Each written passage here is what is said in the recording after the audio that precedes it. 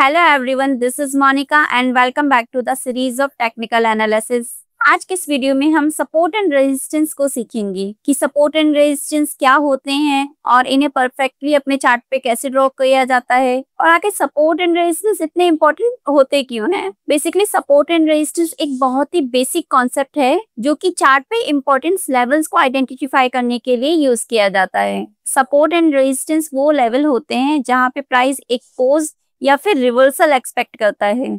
अब हम इन्हें एक एग्जाम्पल से समझते हैं। यहाँ पे एक रेजिस्टेंस लेवल है जहाँ प्राइस नीचे से ऊपर गया है, लेकिन इस लेवल से मार्केट रिवर्स हो जाती है और जब भी नेक्स्ट टाइम प्राइस इस लेवल के आसपास आता है या इस लेवल को हिट करता है तो हायर प्रोबेबिलिटी होती है कि प्राइस इस लेवल से रिवर्स करेगा, मतलब कि प्राइस नीचे आएगा। इसे रेजिस्टेंस कहा जाता है। रेजिस्टेंस लेवल पे आप हमेशा नए सेल ट्रेड प्लान करेंगे या फिर अगर एग्जिस्टिंग बायर हैं तो आप अपनी प्रॉफिट बुकिंग करेंगे। सेम अब हम सपोर्ट को भी समझते हैं। जैसे ये एक सपोर्ट लेवल है जहाँ पे प्राइस ऊपर से नीचे को आया है, लेकिन इस लेवल से प्राइस रिवर्स हो गया है। मतलब जब भी नेक्स्ट टाइम प्राइस इस लेवल को हिट करेगा तो प्रोबेबिलिटी है कि प्राइस यहाँ से दोबारा से बाउंस लेगा और प्राइस ऊपर को जाएगा। और सपोर्ट लेवल्स पे आप हमेशा नई बाइंग अपॉर्चुनिटीज ढूंढेंगे और अगर आप एग्जिस्टिंग सेलर थे तो आप अपने प्रॉफिट बुक करेंगे। अगर सिंपल शब्दों में समझें, सपोर्ट वो लेवल होता है जहाँ पे डिमांड स्ट्रांग होती है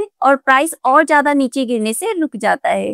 मतलब कि इस लेवल पे बायर्स एक्टिव होते हैं, वो प्राइस को और ज्यादा नीचे नहीं जाने देते हैं। सेम रेजिस्टेंस लेवल पे सप्लाई स्ट्रांग होती है और जहां प्राइस ऊपर जाने से रुक जाता है, मतलब कि इस लेवल पे सेलर्स एक्टिव हो जाते हैं और वो प्राइस को और ज्यादा ऊपर नहीं जाने देते हैं और जिस वजह से मार्केट गिरने लगती है। और हाँ, जब भी आप सपोर्ट और रेजिस्टेंस को फाइंड करेंगे तो आप हमेशा ध्यान रखिए, रेजिस्टेंस हमेशा करंट मार्केट प्राइस के ऊपर ही ढूंढे जाएंगे और सपोर्ट हमेशा करंट मार्केट प्राइस के नीचे। बेसिकली ये पूरा सपोर्ट और रेजिस्टेंस का जो कॉन्सेप्ट है वो डिमांड और सप्लाई के ऊपर बेस्ड है। सपोर्ट लेवल के पास डिमांड बढ़ जाती है क्योंकि जो शेयर्स के प्राइस होते हैं वो अपनी इंट्रिंसिक वैल्यू के नीचे ट्रेड कर रहे होते हैं, जो कि बायर के लिए अट्रैक्टिव प्राइस होता है, जिस वजह से वहां पे बायर्स एक्टिव होते हैं और वो प्राइस को ऊपर लेके जाते हैं। और रेजिस्टेंस लेवल पे सप्लाई बढ़ जाती है क्योंकि शेयर्स के प्राइस अपनी इंट्रिंसिक वैल्यू के काफी ऊपर होते हैं, जो कि एक बायर को अट्रैक्ट नहीं करते हैं, वो सेलर के लिए अट्रैक्टिव प्राइस होता है।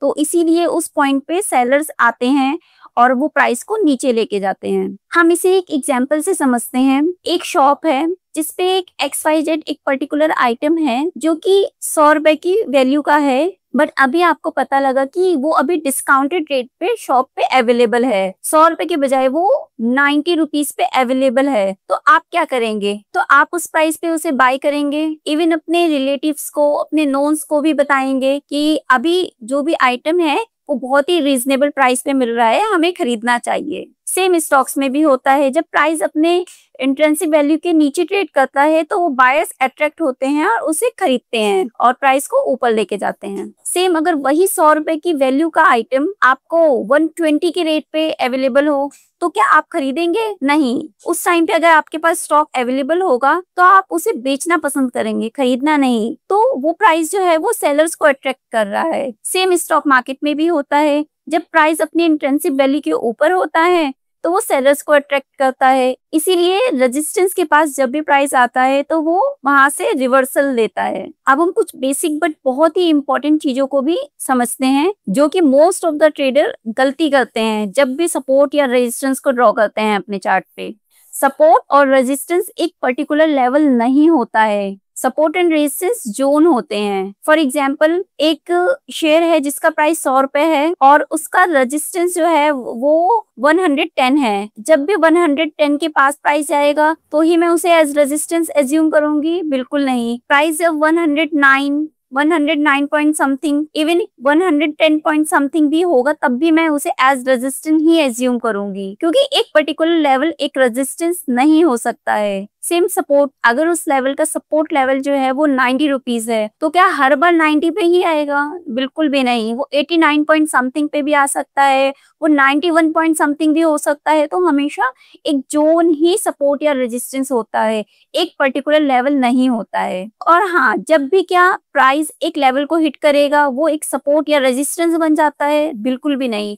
बहुत सारे ट्रेडर ये गलती करते हैं, अपने चार्ट पे मल्टीपल लाइंस ड्रॉ कर लेते हैं, जो कि चार्ट को बहुत ही कंफ्यूजिंग बनाता है। तो हम चार्ट पे सपोर्ट या रेजिस्टेंस ड्रॉ करेंगे तो इस चीज का ध्यान रखेंगे कि एक लेवल पे जब प्राइस मल्टीपल टाइम टेस्ट करता है तो ही वो सपोर्ट या रेजिस्टेंस बनता है। फर्स्ट टाइम जब एक लेवल पे प्राइस आएगा तो हम उस लेवल को सिर्फ ऑब्जर्व करेंगे कि हाँ, यहाँ से कुछ पॉसिबिलिटीज हैं, पर सेकेंड टाइम जब सेम लेवल पे प्राइस आएगा तो हम उसे मार्क कर लेंगे, और जब थर्ड टाइम सेम लेवल पे प्राइस आता है तब हम उसे एज सपोर्ट या रेजिस्टेंस कंफर्म करेंगे। तो सिंगल अटेम्प्ट पे कोई सपोर्ट या रेजिस्टेंस नहीं बन जाता है, वो बहुत ही इजीली ब्रेक हो जाएगा। तो किसी भी स्ट्रॉन्ग सपोर्ट या रेजिस्टेंस के लिए वो मल्टीपल टाइम टेस्ट होना चाहिए, अभी वो एक स्ट्रॉन्ग सपोर्ट या रेजिस्टेंस माना जाएगा। और हाँ, आप सपोर्ट और रेजिस्टेंस के साथ आप वॉल्यूम भी ऐड कर सकते हैं। अगर किसी भी लेवल को प्राइस वॉल्यूम के साथ होल्ड कर रहा है तो वो एक स्ट्रॉन्ग लेवल होता है, और अगर प्राइस एक लेवल को ब्रेक करके